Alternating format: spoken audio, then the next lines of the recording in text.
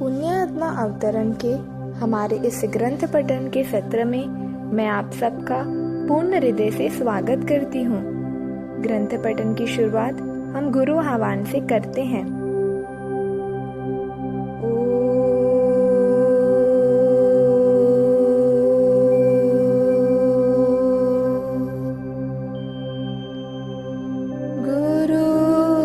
गुरुर्ब्रह्मा गुरुर्विष्णु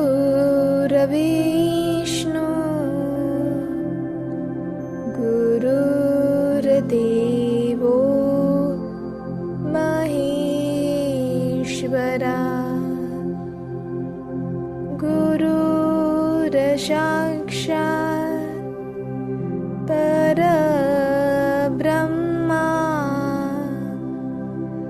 तस्मै श्री गुरवे नमः। तस्मै श्री गुरवे नमः। तस्मै श्री गुरवे नमः।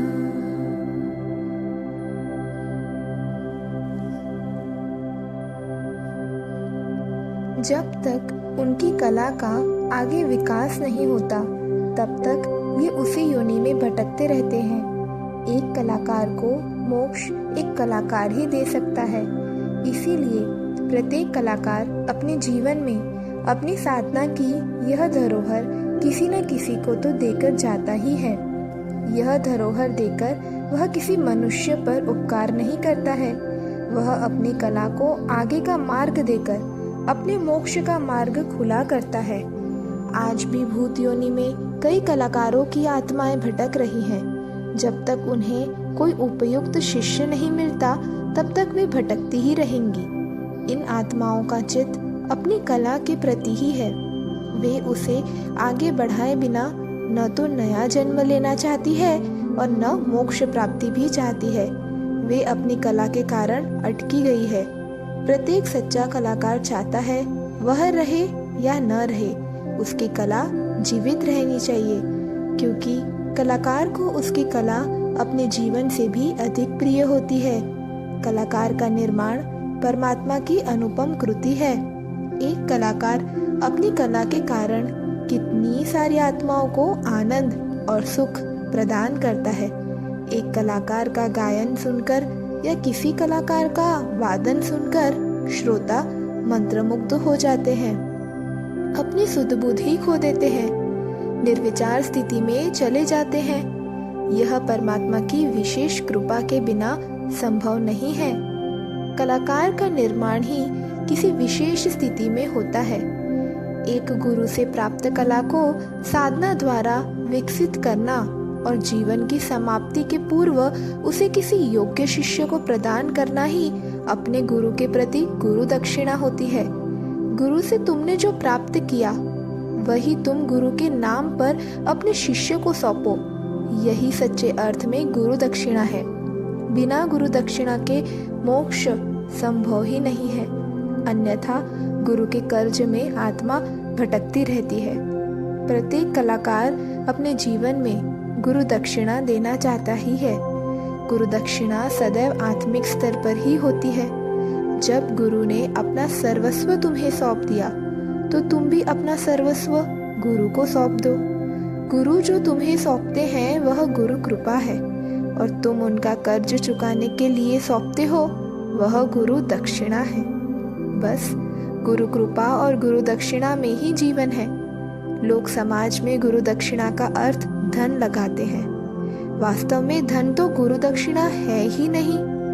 धन भाव का एक माध्यम है, जो भाव प्रकट करने का शिष्य का अपना तरीका मात्र है।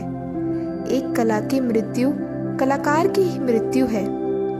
अगर कलाकार में कला जिंदा है तो वह जिंदा है, अन्यथा कला की मृत्यु उसकी मृत्यु है।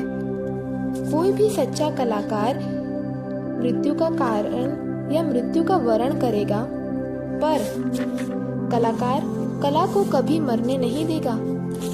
कला परमात्मा की तो कृपा होती है। भला उसे मारना कौन पसंद करेगा। इसीलिए उसे पाने के लिए आत्मा होना पड़ेगा। एक शिष्य को आत्मा होना होगा और गुरु की आत्मा से संपर्क स्थापित करके ही इस कला के रूप में ईश्वरीय कृपा को प्राप्त किया जा सकता है। अगर एक कलाकार अपने गुरु को गुरु मानेगा, अर्थात वे परमात्मा है, ऐसा समझकर उनके सामने झुकेगा, तभी गुरु के अंदर की कला सुप्त रूप से उसे प्राप्त हो पाएगी। फिर गुरु देना चाहे न देना चाहे, यह गुरु का अधिकार क्षेत्र नहीं होता। द्रोणाचार्य व एकलव्य की कहानी हमारे सामने उदाहरण है। यदि तुम गुरु को सामान्य व्यक्ति समझो तो वह शारीरिक स्तर पर वे सब ज्ञान दे सकते हैं जो सर्वसाधारण होता है, लेकिन गुरु को मनुष्य समझकर कलाकार कभी वह प्राप्त नहीं कर सकता, जिसके कारण वे गुरु उस कला में विश्व विख्यात हुए हैं। उस मूल तत्व को प्राप्त करने के लिए गुरु को परमात्मा मानना ही होगा, तभी परमात्मा की कृपा से प्राप्त हुई उनकी कला को हम प्राप्त कर सकते हैं। हम गुरु को परमात्मा माने या मनुष्य माने, गुरु को कोई फर्क नहीं पड़ता है।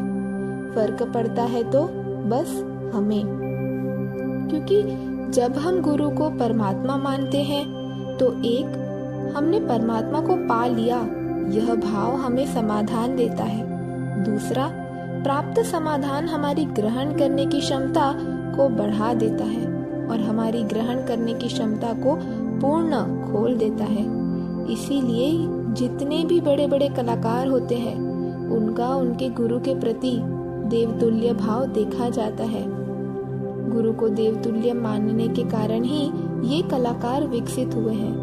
कला में सदैव परमात्मा की विशेष कृपा होती है, उसे परमात्मा से ही प्राप्त किया जा सकता है। इसीलिए प्रत्येक कलाकार को अपने गुरु को परमात्मा मानना चाहिए, तभी यह ईश्वर कृपा हमें प्राप्त हो सकती है। जिस प्रकार से कला एक ईश्वर कृपा है, वैसे ही ध्यान साधना भी एक कला है, और जब तक यह भी गुरु दक्षिणा के रूप में किसी को नहीं सौंपी जाती, तब तक मुझे भी मोक्ष नहीं मिल सकता है। इसीलिए मुझे तुम्हारी आवश्यकता थी, मैं तुम्हें खोज ही रहा था। अब तुम्हें ध्यान की साधना की धरोहर सौंपकर मैं अपना मोक्ष का मार्ग खुला करना चाहता हूँ। तुम्हारे गुरुदेव ने तुम्हें मुझे सौंपकर मेरी बड़ी मदद की है। कितना समय बीत गया पता ही नहीं चला। सूर्यास्त होने को आया था। गुरुदेव का पुनः हवन का समय हो रहा था। उन्होंने हवन की तैयारी करनी शुरू की और मैं तो जैसे मूर्ति बनकर बैठ गया। मुझे सब दिख रहा था, पर मुझसे हिला भी नहीं जा रहा था। कल जो चर्चा गुरुदेव के साथ हुई, उससे मुझे यह बात एकदम समझ में आ गई कि सजीव ज्ञान की अनुभूति का ज्ञान है और यही सच्चा ज्ञान है। यह खरीदा नहीं जा सकता है, क्योंकि यह परमात्मा की कृपा से प्राप्त होता है, और परमात्मा की कृपा कभी प्रयत्न से नहीं मिलती है। न ही इसे खरीदा जा सकता है और न ही इसका मूल्य चुकाया जा सकता है। यह सदैव निःशुल्क ही होती है, और यह सजीव ज्ञान पाना गुरु कृपा है, और यह सजीव ज्ञान बांटना ही सही अर्थ में गुरु दक्षिणा है।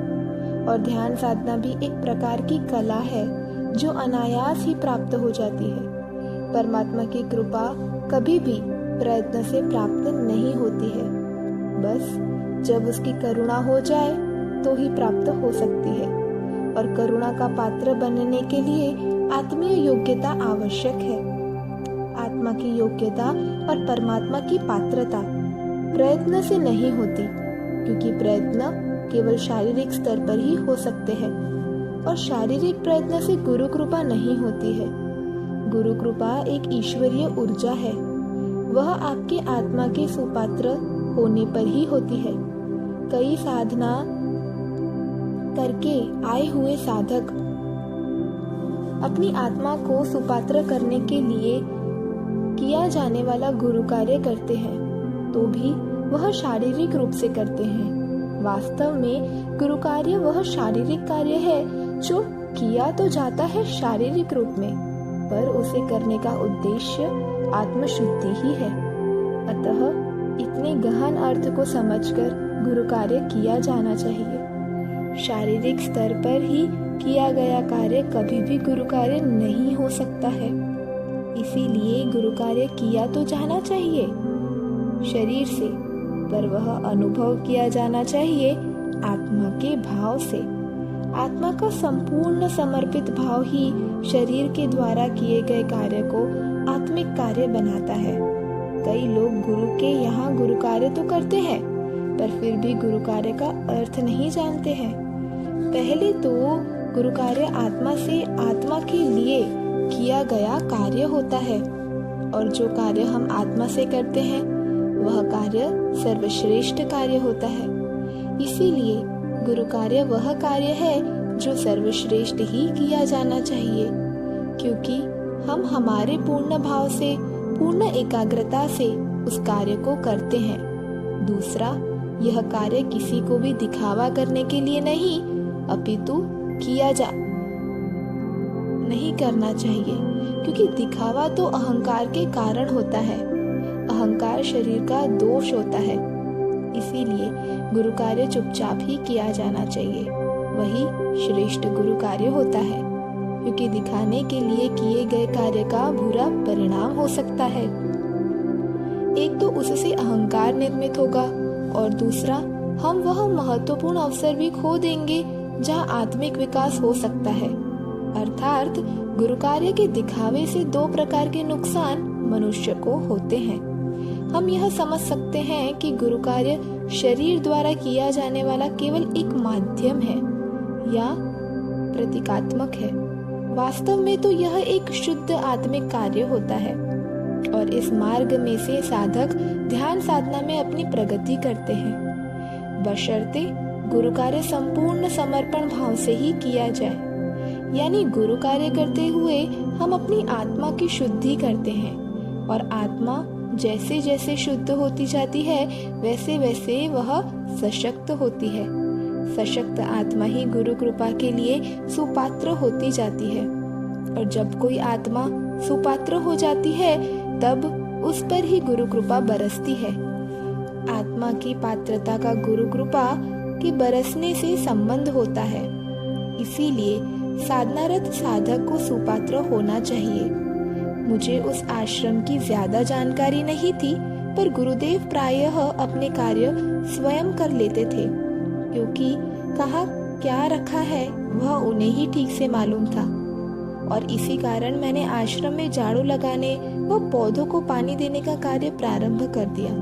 आसपास के जंगल में जाता था, लकड़ियां तोड़कर लाता था, जड़ी बूटियां तोड़कर व उखाड़कर इकट्ठी करता था, और कार्य करते समय यह गुरु की सेवा कर रहा हूँ यह भाव रखता था।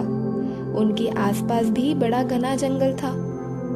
कुटीर के पास आए बिना तो कुटीर भी नहीं दिखता था। सोचो, इतना घना जंगल था। यह कुटीर पहाड़ की मुख्य चोटी के पास ढलान पर था। गुरुदेव की दिनचर्या भी बड़ी सामान्य सी थी, लेकिन वे अपनी दिनचर्या में संपूर्ण व्यस्त रहते थे। लेकिन फिर भी वे प्रतिदिन काफी समय आकाश की ओर देखते रहते थे। वे कहते थे, आकाश में मुझे मेरे गुरुदेव के दर्शन होते हैं और वे मुझे संदेश देते रहते हैं। दूसरा, आकाश नाशवान नहीं है, इसीलिए आकाश की ओर देखने से चित्त शुद्ध व पवित्र होता है। इसीलिए मैं नियमित आकाश की ओर देखता रहता हूँ और गुरु सानिध्य प्राप्त करते रहता हूँ। आकाश एक विशाल तत्व होता है, इसीलिए आकाश को देखने से मनुष्य के चित्त में विशालता आ जाती है। हम हमारा चित्त संकुचित दायरे में रखते हैं तो वह संकुचित होता है। अगर हम बड़े विशाल दायरे में रखते हैं तो वह चित्त भी विशाल होता है। आकाश का दायरा बड़ा है, इसीलिए मैं अपने चित्त को आकाश के दायरे में ही रखता हूँ ताकि वह विशाल बना रहे। हमारा चित्त जितना विशाल होगा उतनी हमारी ग्रहण करने की क्षमता बढ़ जाएगी। इसीलिए विकसित चित्त वाले गुरु विशाल बातें कर सकते हैं। उनका चित्त भी विशाल इसीलिए होता है क्योंकि उन्होंने अपने चित्त को विशाल सानिध्य में रखा है। गुरुदेव सुबह व शाम दोनों समय यज्ञ करते थे। वे सूर्योदय के बाद और सूर्यास्त के पहले 2 बार यज्ञ करते थे। उनकी वाणी बड़ी मधुर थी। उनके उच्चारण स्पष्ट थे, मानो वे संस्कृत के बड़े विद्वान हो। वे जब यज्ञ करते हुए मंत्र बोलते थे तो बहुत अच्छा लगता था। ऐसा लगता था कि वो बोलते ही जाए और हम सुनते ही जाएं। गुरुदेव आंतरिक रूप से एकाग्रचित होकर मंत्र बोलते थे, मानो आकाशवाणी ही हो रही हो। उस दिन मैंने फिर गुरुदेव से पूछ ही लिया, गुरुदेव मैंने मंत्र बोलते और उनका उच्चारण करते हुए बहुत लोगों को सुना है, लेकिन आप जब उच्चारण करते हैं तो बहुत ही अच्छा लगता है। यही मंत्र मैंने अन्य लोगों के मुख से भी सुने हैं। मंत्र की तो समानता है, फिर प्रभाव में इतनी भिन्नता क्यों हो रही है? गुरुदेव बोले, मंत्र का अपना एक विशेष ज्ञान है। कोई भी मंत्र केवल कुछ निश्चित शब्दों का समूह नहीं होता, अपितु हमें मंत्र किसने दिया है, किस भावना से के साथ दिया है, इसका बड़ा महत्व होता है।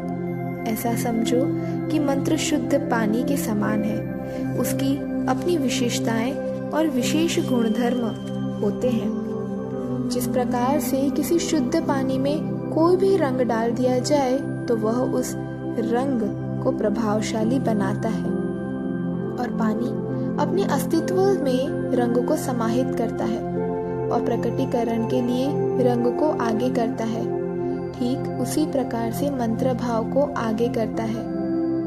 मंत्र भावपूर्ण हो जाता है और जिस भाव के साथ मंत्र का उच्चारण किया जाता है वह उसी भाव का प्रतिनिधित्व करता है। इसीलिए गुरु के मुख से गुरु मंत्र लेने की प्रथा है, अर्थात गुरु अपने संपूर्ण समर्पण भाव से अपने शिष्य को मंत्र प्रदान करते हैं। जितने समर्पण के भाव से मंत्र दिया हो उतना ही समर्पण का भाव शिष्य भी अनुभव करने लगता है। हम यह समझ सकते हैं कि मंत्र भाव का एक सशक्त माध्यम होता है। गुरु मंत्र को कितने ही भाव के साथ दे, उतने ही भाव के साथ शिष्य को वह ग्रहण करना आना चाहिए, क्योंकि शिष्य का उसी भाव के स्तर पर ग्रहण करना भी बड़ा आवश्यक होता है। मंत्र में भाव बड़ा महत्वपूर्ण होता है। एक स्पष्ट लय, एक स्पष्ट उच्चारण, ये भी मंत्र को प्रभावशाली बनाने में बड़े सहायक सिद्ध होते हैं। कुछ मंत्र ऐसे होते हैं जिनके उच्चारण से उच्चारण करने वाले व्यक्ति में से ऊर्जा के वलय निकलना प्रारंभ हो जाते हैं और उन आभा मंडल के वलयों का आकार धीरे धीरे बढ़ता है और धीरे धीरे वह आभा मंडल एक बड़े क्षेत्र में स्थापित हो जाता है और उस क्षेत्र में आने वाला व्यक्ति उस मंत्र के प्रभाव से प्रभावित होता है। अभी मैं जिस मंत्र का उच्चारण कर रहा था उस मंत्र का उच्चारण इसी प्रकार का था। मंत्र के शब्द तो माध्यम मात्र होते हैं, महत्वपूर्ण होता है भाव। आपको कितने भाव के साथ उच्चारण करना आता है, मंत्र उतना ही प्रभावशाली होगा। प्रत्येक मंत्र का निर्माण किसी न किसी शक्ति से होता है। मंत्र शक्ति का माध्यम होता है। मंत्र का उच्चारण भी अगर सिर्फ दिखाने के लिए शारीरिक स्तर पर किया जाए तो मंत्र का प्रभाव भी शारीरिक स्तर पर ही होगा। वास्तव में कोई भी मंत्र परमात्मा का प्रसाद है जो गुरु कृपा द्वारा मनुष्य को प्राप्त होता है, यानी इसे पाया नहीं जा सकता। यह यत्न से या प्रयत्न से नहीं मिल सकता है। जो प्रयत्न से पाया जाए वह परमात्मा का प्रसाद कैसे हो सकता है, क्योंकि परमात्मा का प्रसाद केवल कृपा से ही मिलता है। ठीक इसी प्रकार से मंत्र के द्वारा प्राप्त शक्ति के प्रसाद को बड़ी विनम्रता से, बड़े समर्पण भाव से ग्रहण करना चाहिए।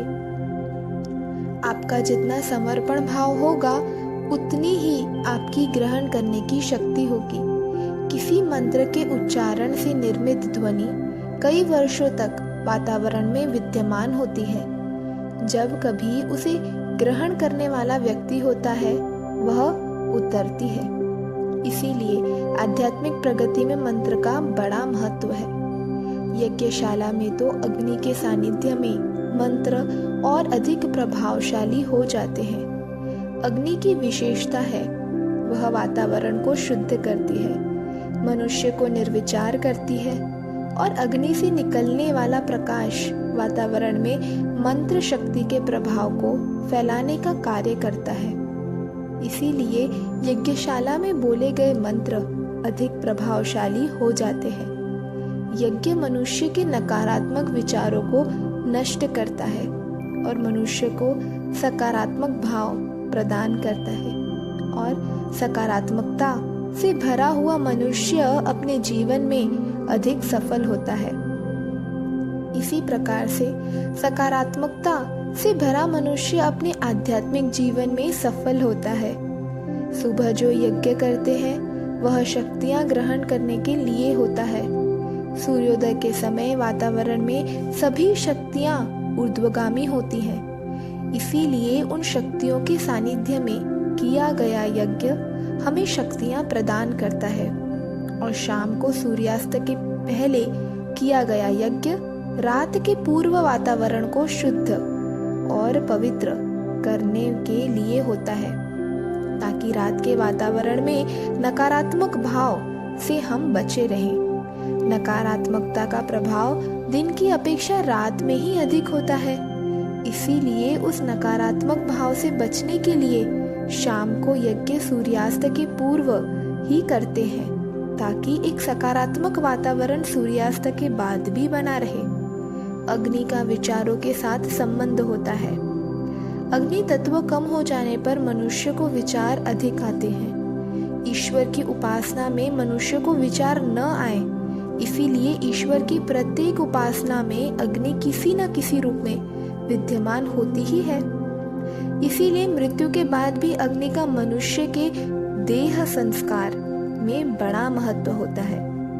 मनुष्य का देह संस्कार इसीलिए किया जाता है कि मनुष्य की आत्मा शरीर के मोह से मुक्त हो सके। इसीलिए मनुष्य के शरीर का अग्नि में अंतिम संस्कार किया जाता है। मनुष्य का शरीर पंच तत्वों के द्वारा निर्मित होता है। उनमें एक अग्नि तत्व होता है और मनुष्य के शरीर में इसका बड़ा महत्व है। यज्ञशाला में कुंड में से जो विभूति निकलती है वह गुरुदेव पौधों में डालते थे। उससे पौधों को बड़ी ऊर्जा मिलती थी। इसी कारण उनके आश्रम में बहुत सुंदर सुंदर फूल उगे हुए थे। गुरुदेव एकदम शांत रहते थे। वे सब कार्य बड़ी शांति से करते थे। वे कहते थे, गुरु कार्य कर रहा हूँ तो फिर गुरु कार्य में जल्दबाजी कैसी? अच्छी तरह आत्मीयता से करता हूँ और जल्दी कर कार्य को मैं शारीरिक स्तर पर नहीं लाता हूँ। इसीलिए प्रत्येक कार्य को संपूर्ण भाव व शांति के साथ करता हूँ। मुझे सचमुच यह अच्छा लगा व मैंने भी अपना गुरु कार्य उनके जैसी आत्मीयता से करना सीख लिया। वास्तव में कार्य करने में बड़ा आनंद आ रहा था। वहाँ पर कब सुबह होती थी और कब शाम होती थी पता ही नहीं चलता था।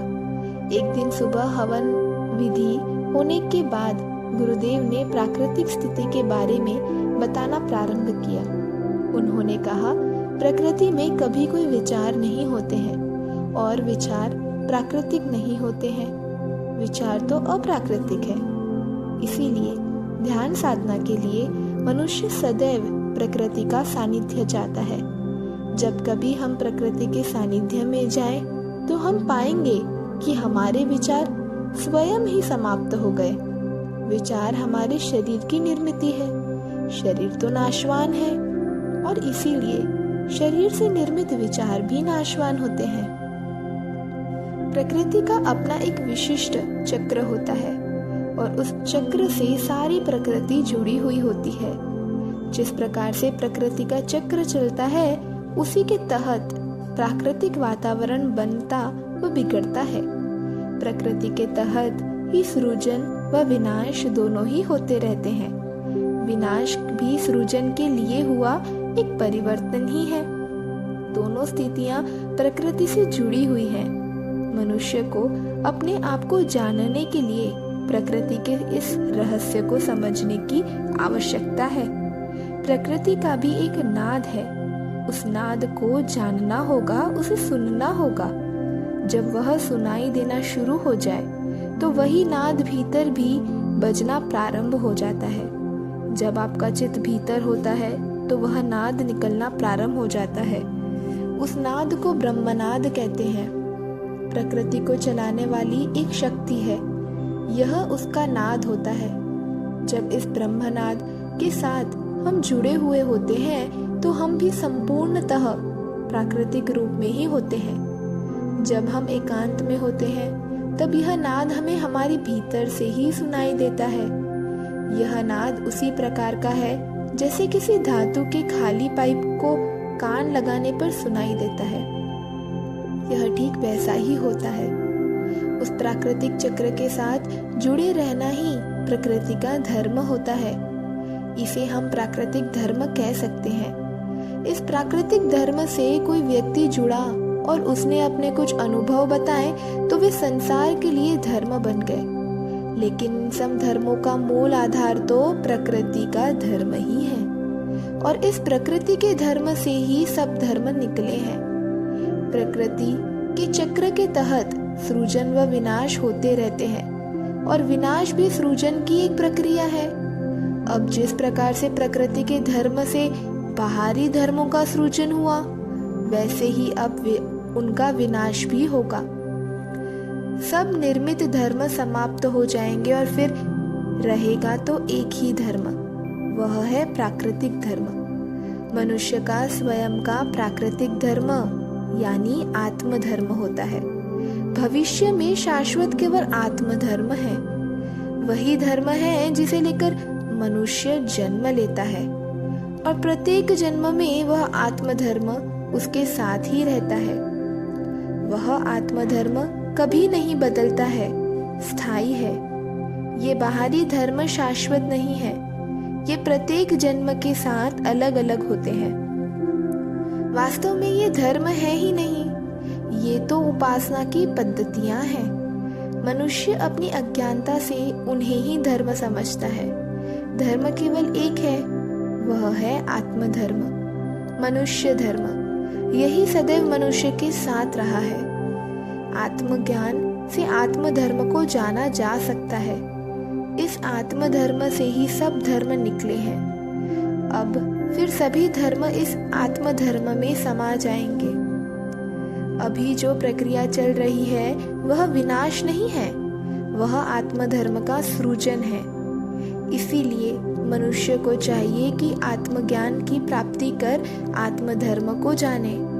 इसीलिए जो महात्मा आत्मज्ञान को प्राप्त कर आत्मधर्म को जान जाते हैं, वे केवल आत्मधर्म की बात करते हैं। बाहरी धर्म की वे बात भी नहीं करते हैं और न ही बाहरी धर्म को महत्व देते हैं। जो प्रत्येक जन्म के साथ बदलता रहता है, उस बाहरी धर्म को क्या महत्व देना। इसीलिए उस आध्यात्मिक स्थिति तक पहुंचे हुए लोग एक ही आत्मधर्म की बात करते हैं। यह मैं किसी नए धर्म की बात नहीं कर रहा हूँ, मैं उस आत्मधर्म की बात कर रहा हूँ जो मनुष्य के साथ प्रत्येक जन्म में होता ही है। आत्मा का धर्म ही आत्मधर्म है। जब तक यह आत्मधर्म जागृत नहीं होता है, आध्यात्मिक प्रगति नहीं हो सकती है। आप बाहरी तौर पर कितने ही धर्म परिवर्तन कर लो, सब मिथ्या है। उपासना पद्धतियां बदलने से कहीं धर्म बदलता है क्या? धर्म तो एक ही है, आत्मधर्म, और आसान भाषा में कहें तो मनुष्य धर्म। प्रत्येक मनुष्य पहले मनुष्य है, बाद में वह किसी विशिष्ट उपासना वाला व्यक्ति है। बाहरी धर्म प्रत्येक मनुष्य के जन्म के साथ बदलता रहता है।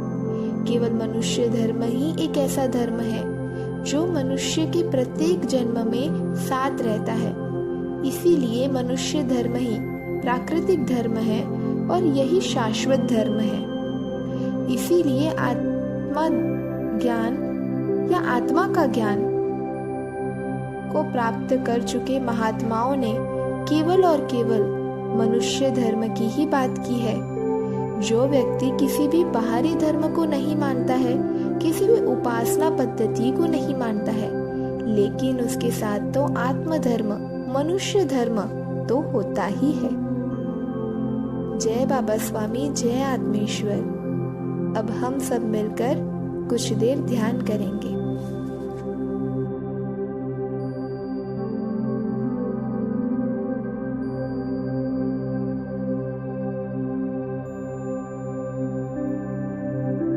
सभी पुण्यात्माओं को मेरा नमस्कार।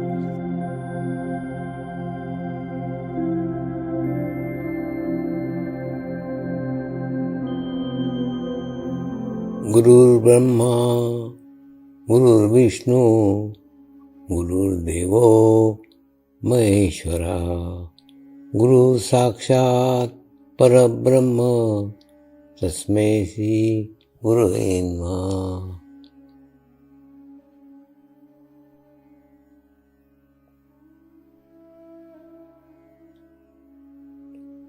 ध्यान की उस स्थिति में जाएंगे जहाँ शरीर भाव पूर्णतः समाप्त हो जाता है।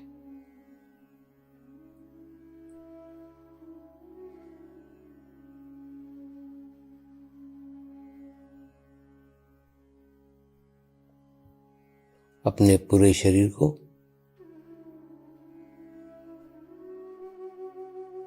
पूर्णतः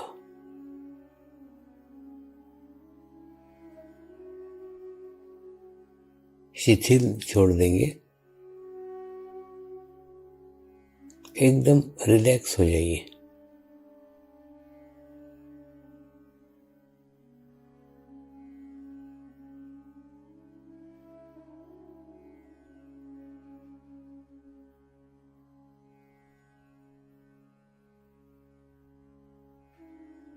मेरे साथ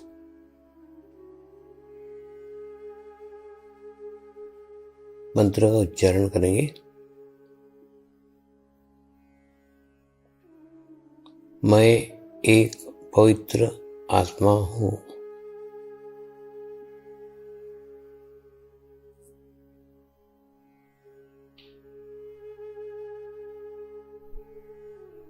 मैं एक शुद्ध आत्मा हूँ।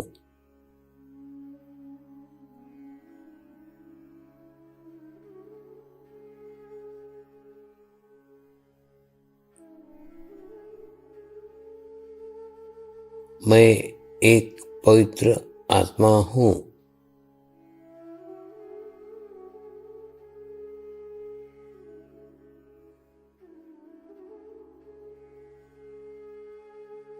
मैं एक शुद्ध आत्मा हूँ।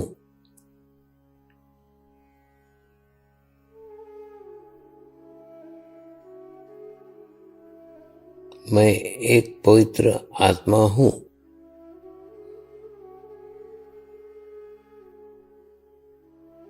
मैं एक शुद्ध आत्मा हूँ।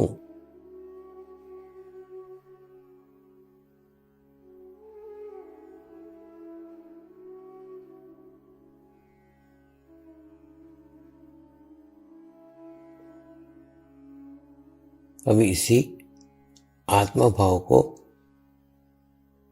बनाए रखते हुए गुरु मंत्र का उच्चारण करेंगे।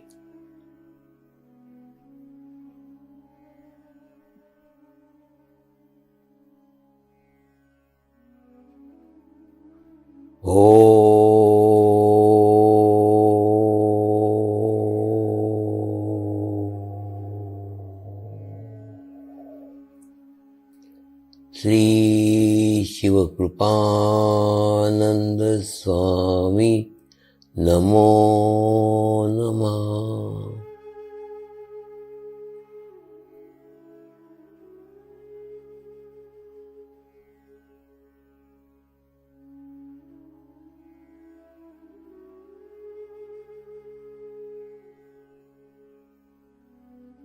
ओम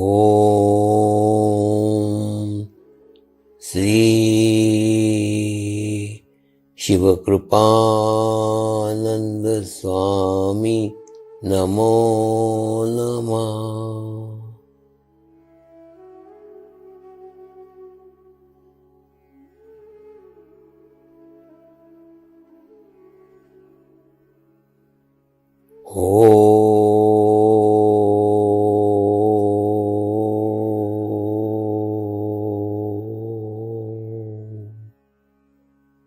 श्री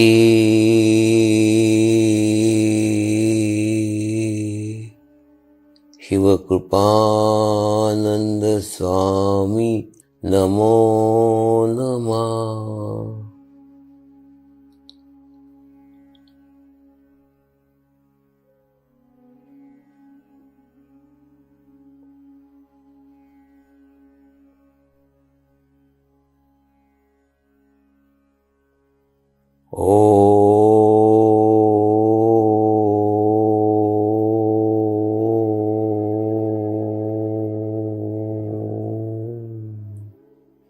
श्री शिवकृपानंद स्वामी नमो नमः।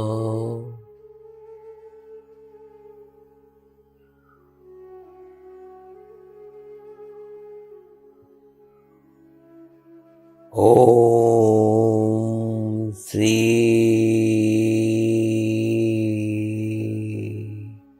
शिवकृपानंद स्वामी नमो नमः।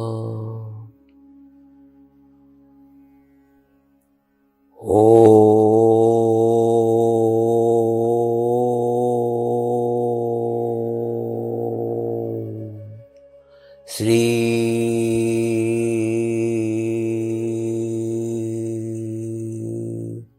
शिवकृपानंद स्वामी नमो नमः।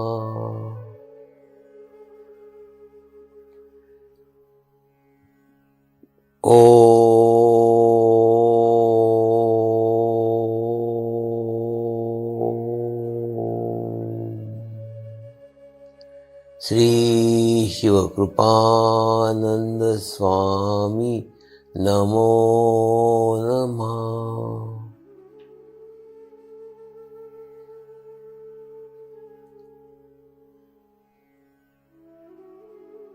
ओम श्री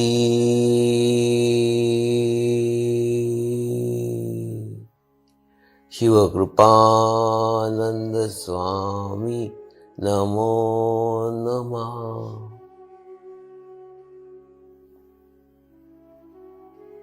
ओम श्री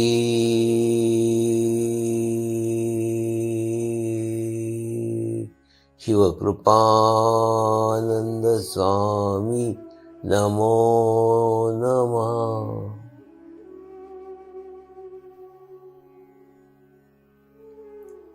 अब आप अपना चित्त सहस्त्रार पर रख के थोड़ी देर के लिए ध्यान में जाएंगे।